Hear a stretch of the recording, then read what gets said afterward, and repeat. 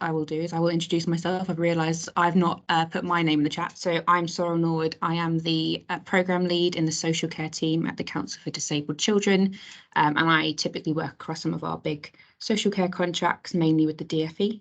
And that's why I'm here today to talk to you about the designated social care officer role. And as I said, for those of you who were in the room when I said it, we're really lucky that we've got Natalie with us as well today, who is the DSCO in West Sussex. And I'll be bringing her in later in the session to talk about some of her experiences of the role. And also, hopefully, when we have some time at the end, to do a little bit of a Q&A for those of you who've got any specific questions for her. Natalie, do you want to just quickly say hi?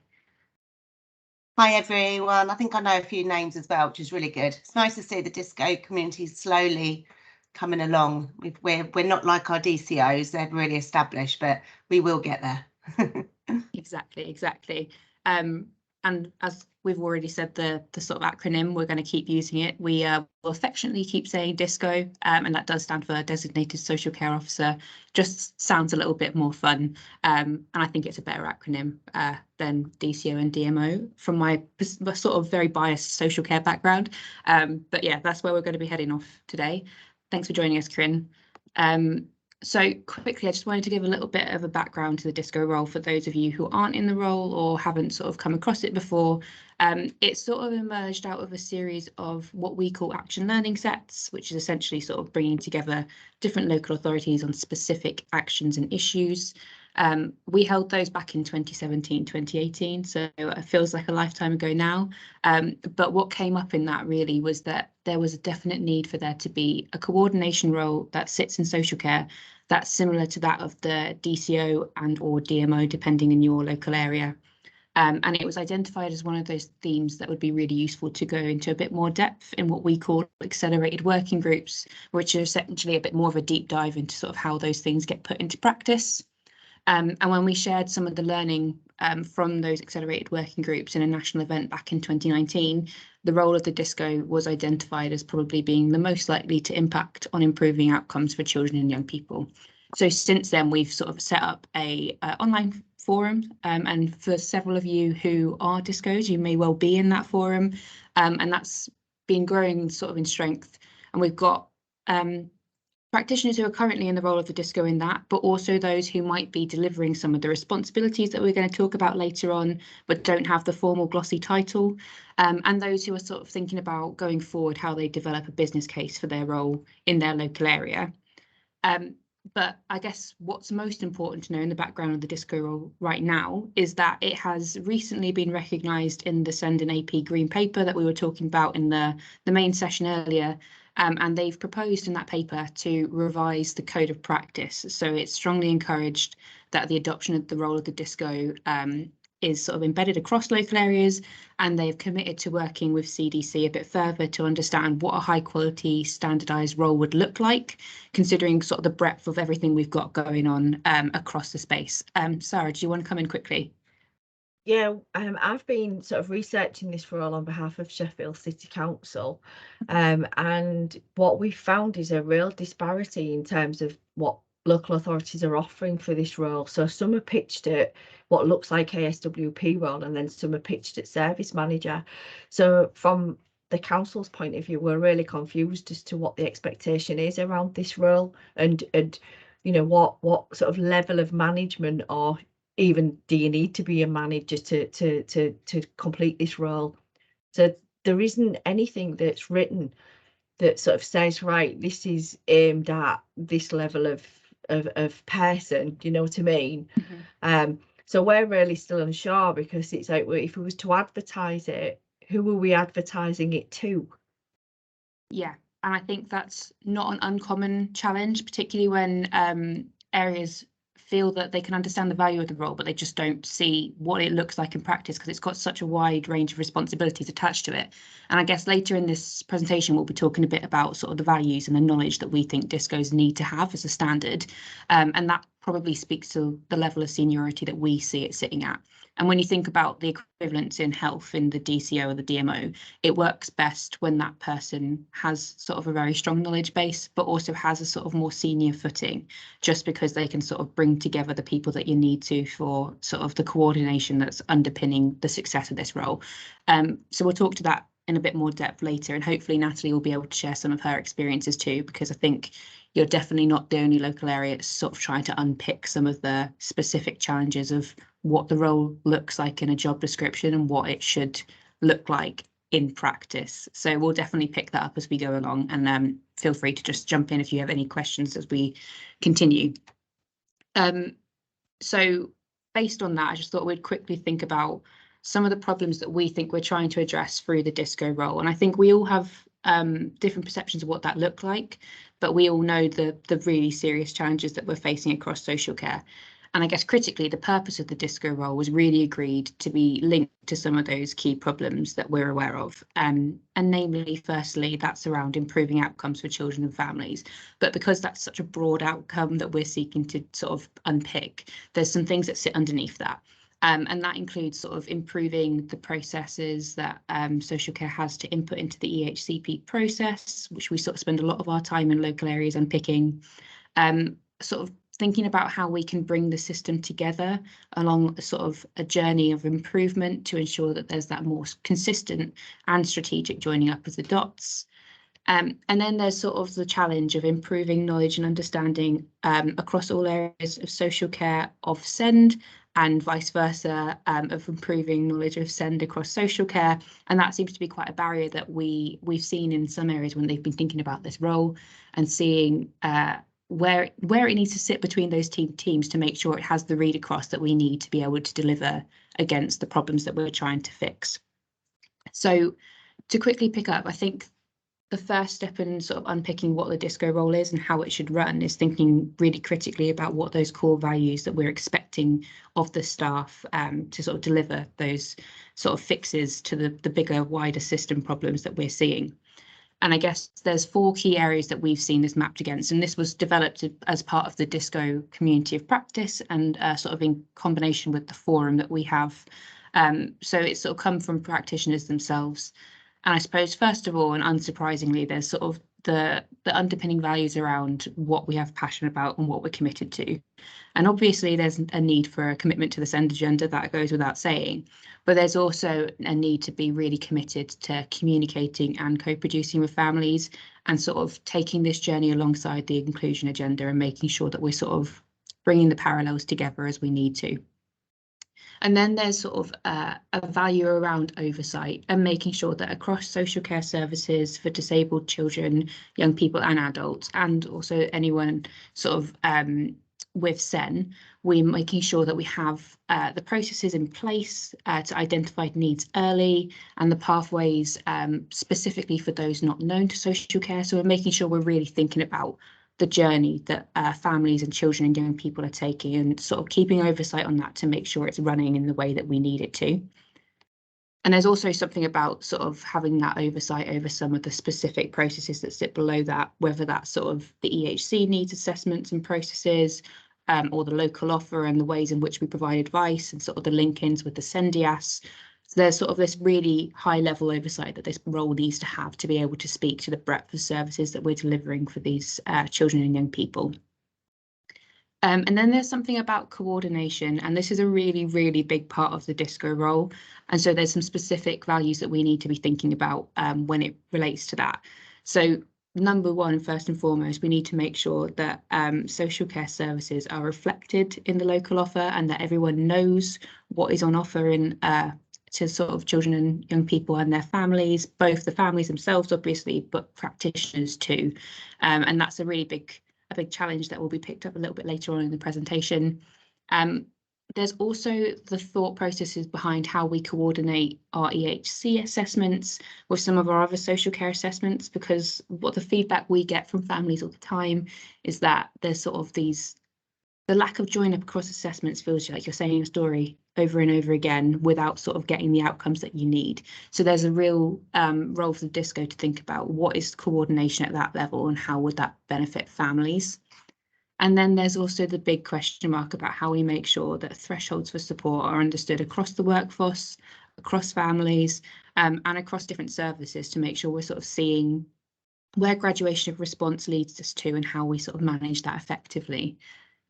And then finally, I guess there's this whole piece around strategic development. And this is why we're talking about it being a more senior level post, just because there needs to be such a level of focusing on bringing together the right people at the right time to enable sort of conversations around joint commissioning, how we integrate our services, how we make sure that participation and engagement with families is central to everything that we're doing, and also thinking about the ways in which we embed meaningful dialogue and co-production with all partners across the system to deliver what we think is necessary to support children and young people.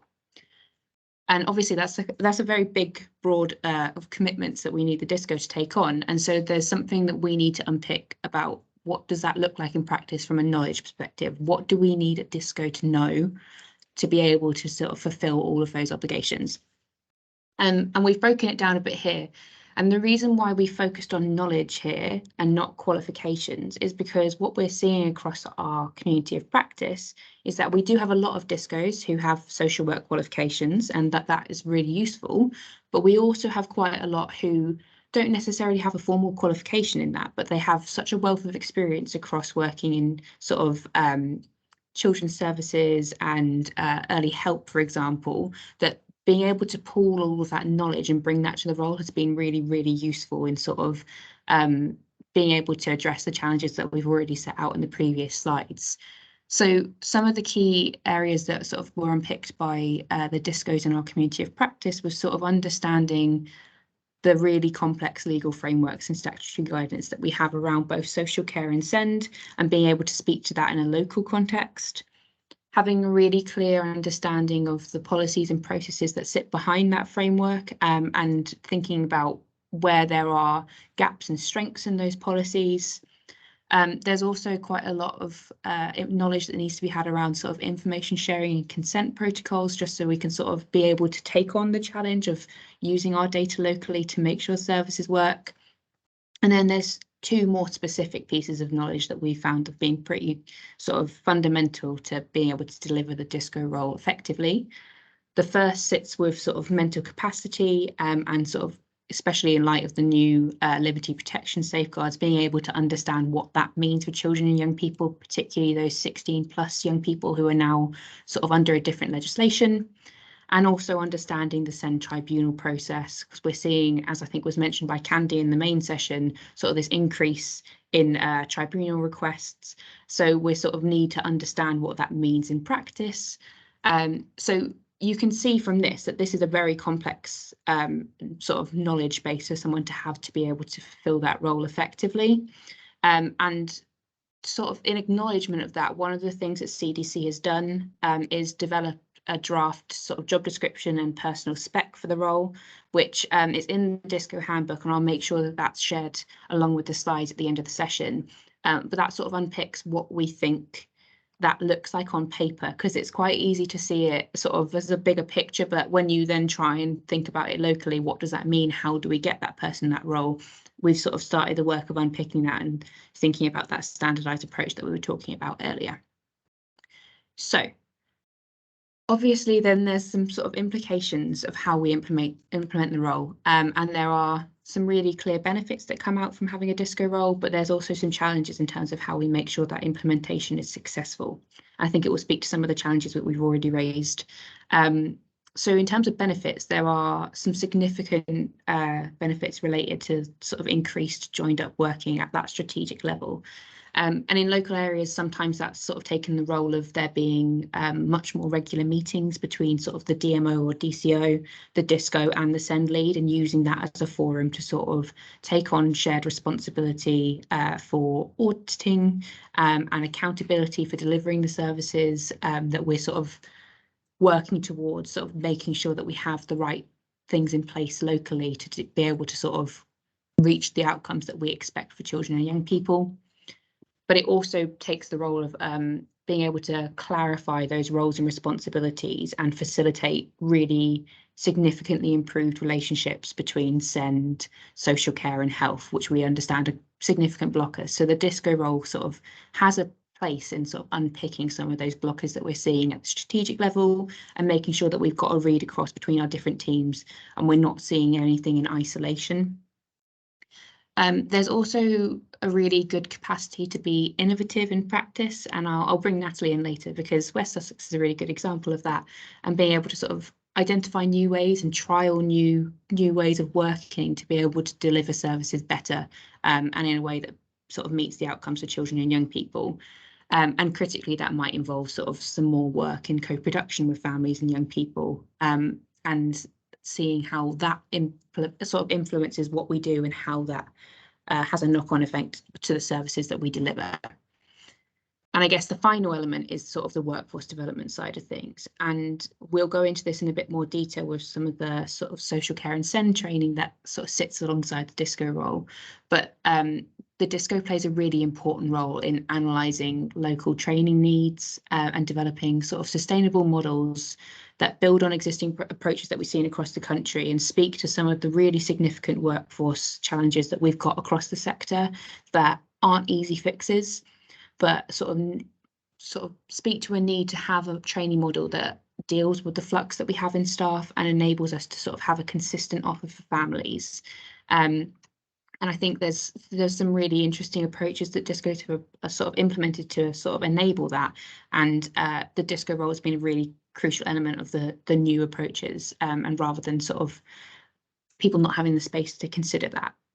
And I know that obviously that all sounds brilliant, but there are some challenges in implementing the role. And I think the most obvious one from what I've spoken about so far is the sheer complexity of what we're asking DSCOs to take on. That's a huge amount to have on your workload, and it's definitely predicated in being able to speak across different teams and to different leads.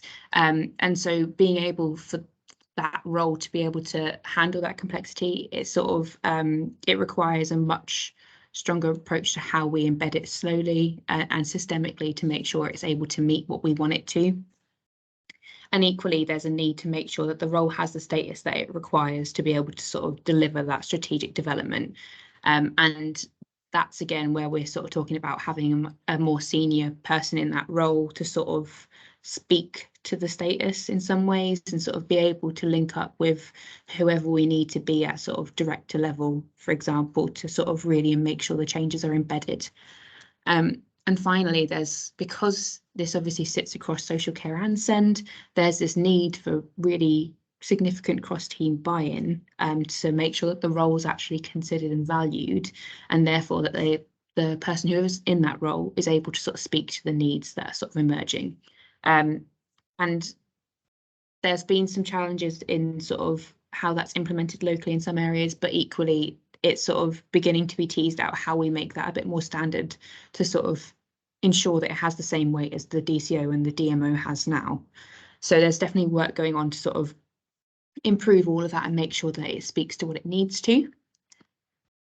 And I'm going to quickly, before I hand over to Natalie, I'm going to just speak to the theory of change that we developed back in 2020. So part of what we understood from all the work we'd done to date about what the role looks like and what we want it to do meant that we felt the need to have a really clear framework to understand how we're developing activity in local areas that meets sort of the outcomes that we're sort of discussing and the sort of activity that we're seeing possibly as a sort of change mechanism in local areas, and also then using it to be a clear monitoring progress sort of process that means we can sort of see where outcomes are being met and where impact really is happening on the ground. And I'll preface this before I move on to this slide. You will get the slides at the end of this because I know this is a lot of information to take in, but I really just wanted to show you sort of the scale of the theory of change. And I suppose on the left side, you've got sort of a description of the problems that we've already discussed in depth, sort of in previous slides, and it sort of outlines the very sort of significant challenges that every local area is facing when it comes to social care and SEND. And on the right in blue, what you have is the outcomes that we're trying to work towards, and sort of pinning that as the sort of critical point at which we're measuring our impact against. And everything that you see in yellow in the middle is the change mechanisms. So what is actually going to happen and why is it going to have an impact for us to be able to sort of show that we've reached those outcomes for children and young people. And as part of that, you'll see the second column is all about what will the DSCO do. And it's all about the activity that happens on the ground that's led by the DSCO to enable that change. And the bottom one of that is develop and implement a framework for workforce development, including operational social care and SEND champions. And I'm going to hand over to Natalie so she can talk a little bit about what that actually looks like in practice, so we can sort of see some models of good working. So Natalie, I'll hand over to you now. Lovely, thank you. So yeah, I work in West Sussex as the DSCO, been in role, I think coming up to 2 years now. I was fortunate that in our early help, oh, we've got a hand up. Do you want to? You're on mute, Clive.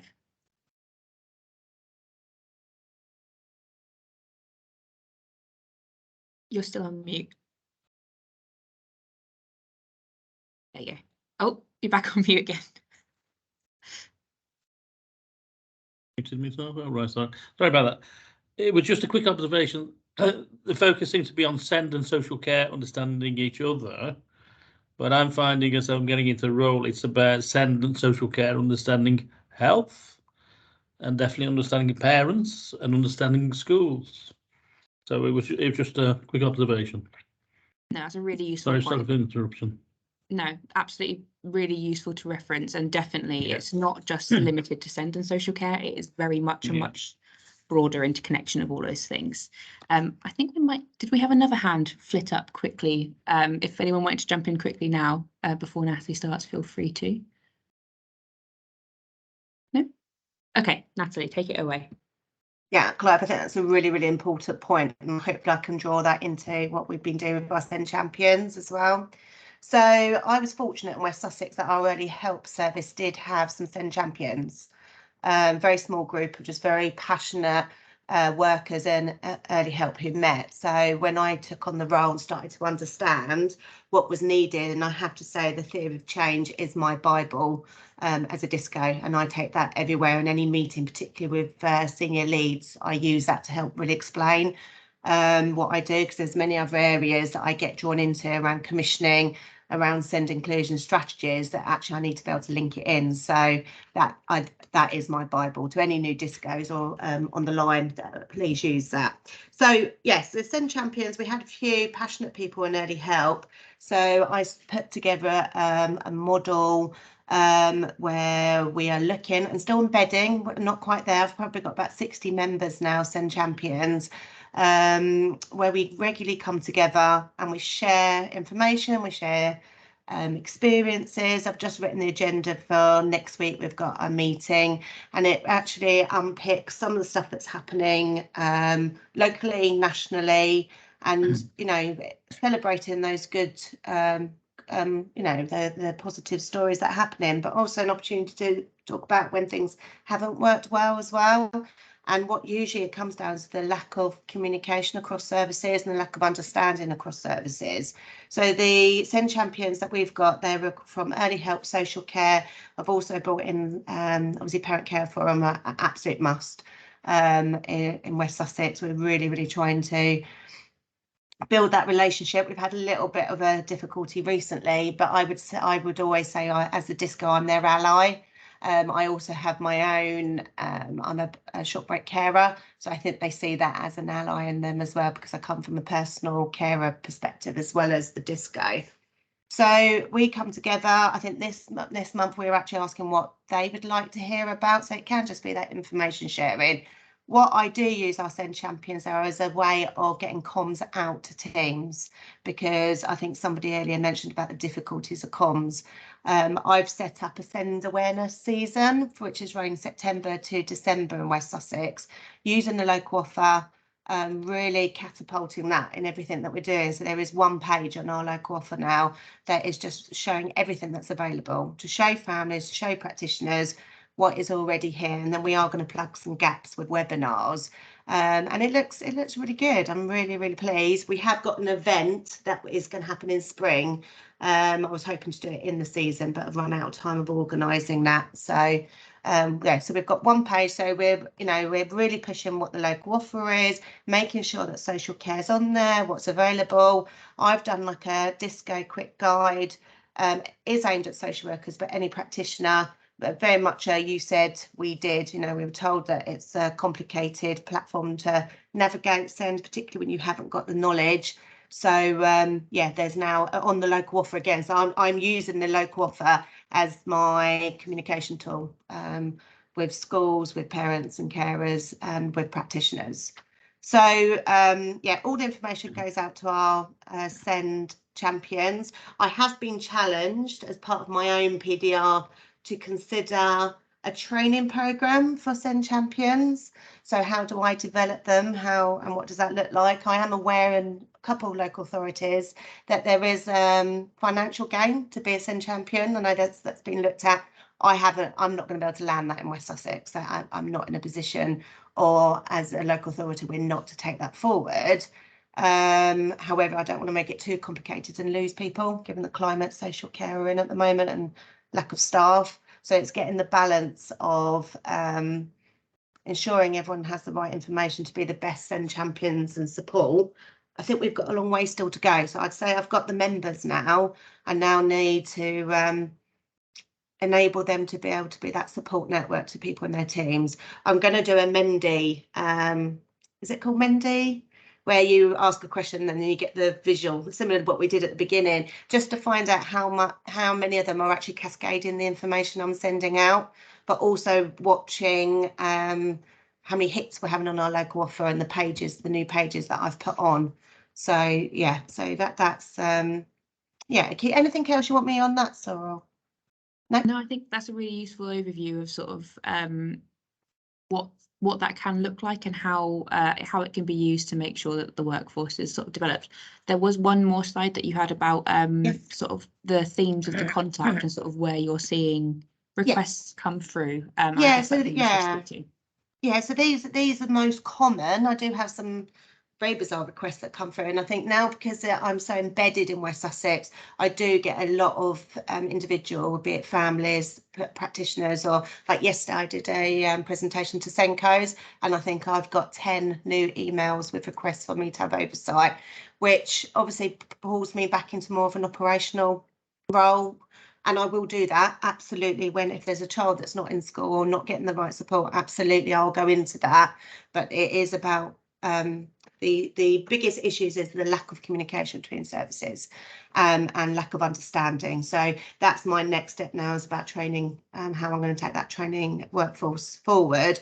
I am going to be doing in December, we've got for the newly qualified social workers, or the assessed and support year of employment. We're now doing a whole day training on education SEND, and I'm working with Virtual School to implement that, because I think Virtual School have similar issues where social workers think they're actually a virtual school and not what their role is. So we're building a programme at the moment. What we're hoping from the feedback from that is that we can then implement something more mandatory for all social care staff. I have been blocked on that to date because of priorities and all the other complexities that we've talked about already. So there are lots of challenges around embedding. I would say if I was not in a senior role, I would not be able to do half the stuff that I am doing in West Sussex. I think, going back to one of the earlier questions. Thank you, that's really useful, and I guess, yeah, a good reflection that you're never going to know what your day is. There's the role of the DSCO. Oh, good, yeah, yes. It's a varied role, and that's its strength and also its challenge in quite a lot of ways. Absolutely, and it's still very new, isn't it? 2 years and nearly 2 years in West Sussex, and I would say there's a big part of the workforce that still don't know who or what I do, and that is down to the speed of movement, people moving. It's all relationship based. I think I learned that very, very quickly. I think that you might show a slide later about building a coalition. That's something that I sort of say. I never thought I'd political speak, but actually that is what I've had to do, is find the people that are going to support the reforms and the theory of change and taking it forward, and then really bringing them along with me. Parent carers, though, is an absolute must. I don't think you can do this role if you haven't got your relationship, and not just with the Parent Carer Forum. I think we can be quite easy to just go one way, same with the hearing the voice of children. Another point, I think, coming back to what Clive said, is it Cliff, sorry. Yeah. Yeah. Is this isn't just about children's services, and as a child social worker by nature, I have obviously gone for the 0 to 18, and the 18 to 25, I'm starting to bash the door down a little bit on that. And again, I've just had to build those relationships, and people were very aware of what I was trying to do. So it actually picks up quite a bit of transition and preparing for adulthood work, where now they see that I'm an ally and now letting me in and starting to have an impact in the adult services. I work really, really closely with the DSCO in West Sussex. We meet weekly, if not more than that. And any strategic meeting, we make sure both of us are there, because you need that sign up from health. Perfect. Thanks, Natalie. That's really, really useful.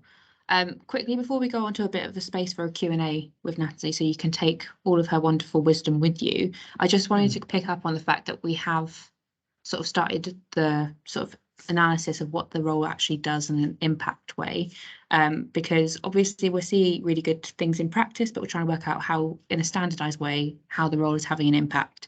And in the last financial year, we did a sort of baseline survey to sort of see what areas with the role are seeing and what areas without the role are seeing in terms of those outcomes that we set out in the theory of change. And the findings were really strong that having a DSCO in post does significantly help your ability to sort of have progress towards the outcomes. And significantly, I suppose, areas with the DSCO in role have sort of identified that they have a sort of significant influence on that progress towards the outcomes as well. So we're seeing some really strong evidence that the DSCO has a really critical role to play in that journey towards outcomes that we're all on. And equally, there's specific sort of outcomes in particular that the DSCO role has really strong influence on. And I'll go into that a little bit more in the next slide. And again, you will get these slides, so you'll be able to sort of peruse this at your leisure. But just to sort of reflect that we had sort of a good spread across the regions when we had sort of disseminated this survey, and also across DSCOs in role and people who weren't DSCOs. And I suppose what it has pointed out is that there's a significantly higher percentage of areas where a DSCO is in post reporting achievements above 7 out of 10 on a scale in relation to all of the outcomes and the progress towards them. And equally, across all respondents, everyone thought that the DSCO could have, 3/4 of everyone thought that the DSCO could have a significant influence. So that's that 8 to 10 on a scale on outcomes, and even more had a sort of thought it could have a strong influence, but not necessarily significant. So it definitely is sort of leading towards a place where the DSCO could be the sort of thing to unlock some of the challenges that we're seeing in practice. And it's just about us thinking about what does that mean for next steps for the DSCO role. Nastia, I do have one more slide for you. Some of your final key reflections. I know you love these graphics, so I thought I'd give you some space to speak to them. Yeah, just for any new DSCOs in role, I think the one on the left really resonated for me. I can't remember when I used this recently, but imposter syndrome, I was like, everyone gets it. So I think when I came into this, I was, I can't think what role, like an advanced social worker level, and then suddenly I was speaking to leads and having to use language, quite authoritative language around compliance, and I really did suffer from imposter syndrome quite a bit. So that really helped me, that one. And actually, I've really made some mistakes along the way as well. And where I've been quite passionate, enthusiastic, that's backfired a little bit on me as well. I don't think that's going to go away, but it's okay to make mistakes. So just really for anyone new in role, it's okay. Thanks, Natalie. It's really useful. I think it's just an important reflection, considering like the sort of how new the role is and how we're all sort of working out what it looks like. It is important that we have that sort of community of people who can come along on that journey with us. But we've got 5 minutes left before the session ends, and I want to use that 5 minutes to make sure we have a Q&A with Natalie, so we can take all of her wonderful experience. And I think we have a question in the chat. I'm going to stop sharing now, and we'll pick that up first. So Nicola asked where you think the DSCO role should sit, and who should be provided the supervision. I don't know if you had any thoughts on that, Natalie.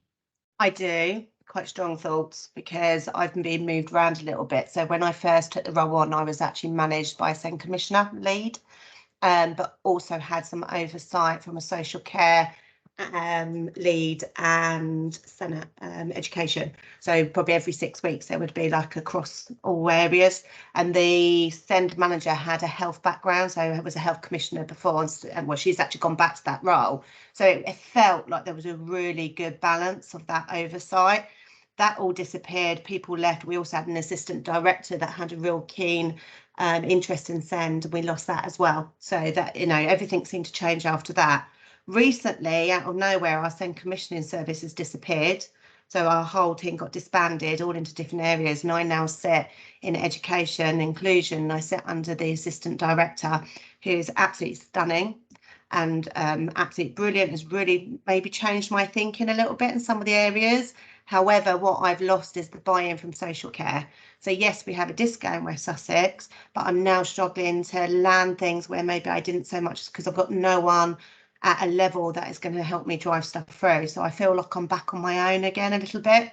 So, but that's my experience. I know that talking to other DSCOs that they feel quite comfortable in the in education. So I don't think early help, I work very closely with early help, and I'm drawing, luckily I've got some good links drawing in, so when we have consideration panel and stuff. So yeah, it's a really awkward one because we do have development leads in West Sussex, and it feels like that's what my role is as well, but I'm separate for them, so I don't have a peer group, I don't have, yeah, it's quite, I've referred to myself as an island in education recently.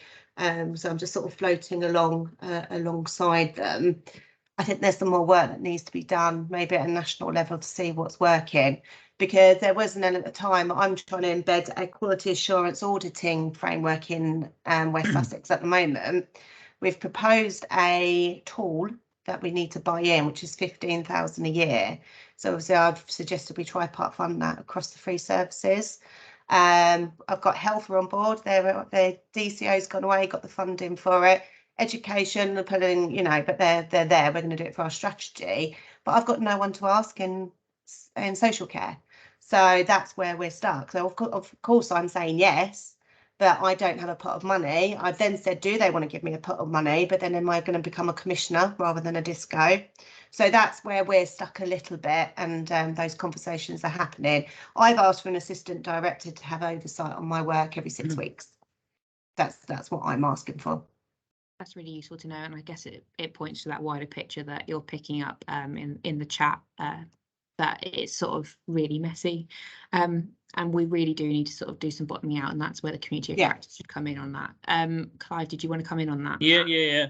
I mean, it probably just reflects my own experiences, and I think it's one of those questions that, going back to one of your first slides, is like, does everybody sign up to the DSCO role in the first place and understand it?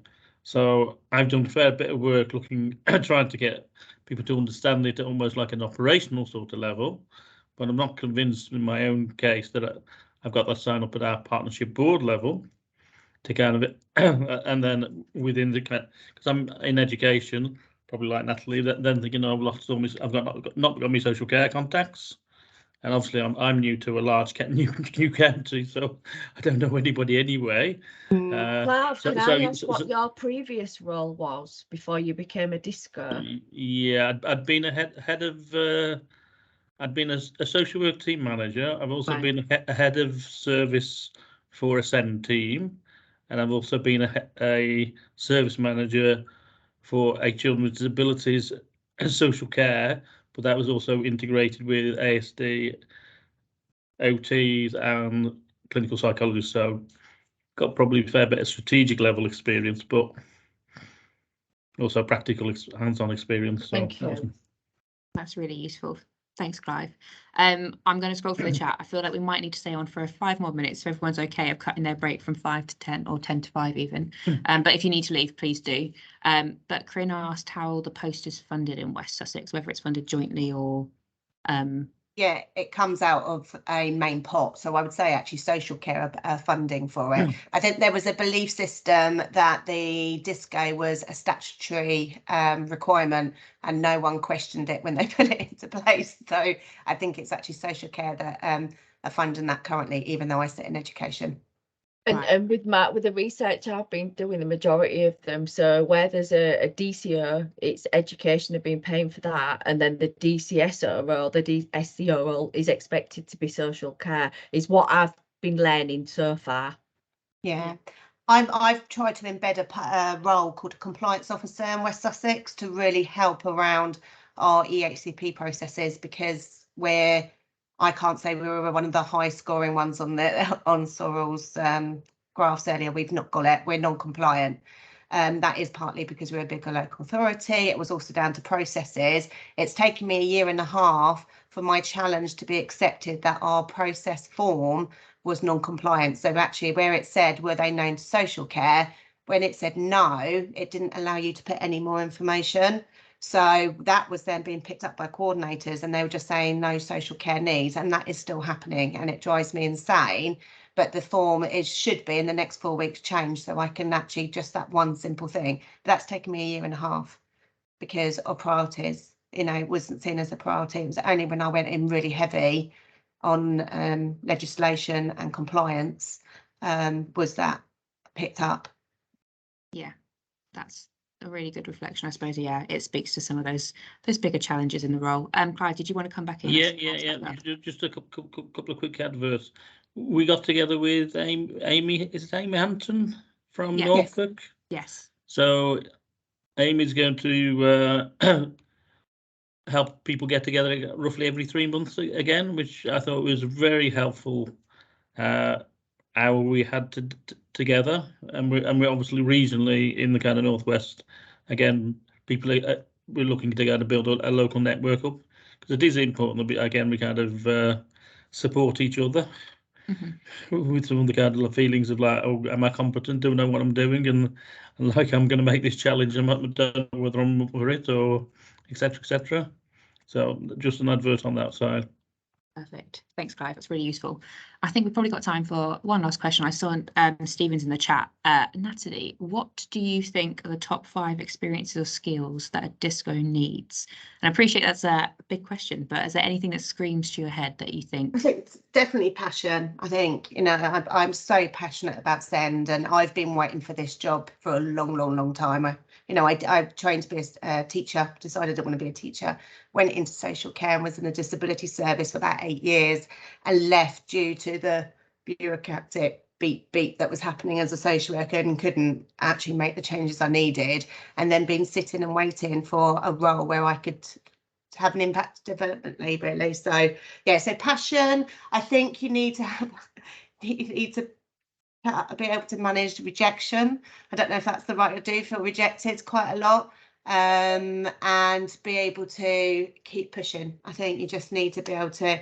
So I was doing some writing around leadership recently, and I read that frustration is because you're not getting your own way. And I've challenged myself on a daily basis, because I experience frustration daily, and it is about, I think I know what's right. Sometimes I do, sometimes I don't, but that being able to just keep going, being persistent, and getting that message across, and making sure you bring parent carers and young people on the journey with you. This is about them, it's not about us. So I think that's my biggest thing, is that, you know, working with the families. That's fantastic. Thank you, Natalie. And honestly, it's always so good to hear you speak, because the passion comes through every time, and we love that. Yeah. I think we're going to have to wrap it up there, because the second workshop of this has just started. So me and Natalie are going to have to shoot off to that. But thank you so much, everyone, for joining us. It's been a brilliant session. And I've put my email in the chat if anyone needs to sort of pester me for anything, or obviously the slides will all come to you anyway. But if there's anything further that you need, please do just get in contact. But thank you all so much for joining. Well done. Yeah, nice Thank to see you. you. Talk to you again, I'm sure, lots of times. Thank you. Take care all. Cheers. Bye. Bye.